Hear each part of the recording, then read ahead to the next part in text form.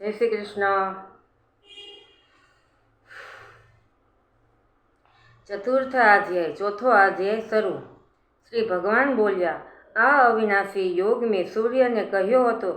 સૂર્યે પોતાના પુત્ર વૈવસ્વત મનુને કહ્યો અને મનુએ પોતાના પુત્ર રાજા ઇક્ષ્વાકુને કહ્યો।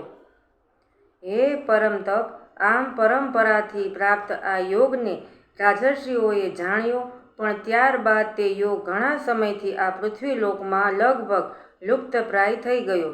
તું મારો ભક્ત પ્રિય સખા છે, માટે એ જ આ પુરાતન યોગ આજે મેં તને કહ્યો છે, કેમ કે આ ઘણું ઉત્તમ રહસ્ય છે, એટલે કે ગુપ્ત રાખવા યોગ્ય વિષય છે। અર્જુન બોલ્યા, અપરમ ભવતો જન્મ પરમ જન્મ વિવસ્વતઃ કથમેતદ્વિજાનીયામ ત્વમાદો પ્રોક્તો વા નિમિત્ત। અર્જુન બોલ્યા, આપનો જન્મ તો અર્વાચીન હાલનો છે, જ્યારે સૂર્યનો જન્મ તો ઘણો પહેલાંનો છે, એટલે કે કલ્પના આરંભે થયેલો છે। તો હું એ વાતને કેમ સમજું કે તમે જ કલ્પના આરંભે સૂર્યને આ યોગ કહ્યો હતો? શ્રી ભગવાન બોલ્યા, હે પરમ તપ અર્જુન, મારા અને તારા ઘણા બધા જન્મો થઈ ચૂક્યા છે, એ બધાને તું નથી જાણતો, પણ હું જાણું છું।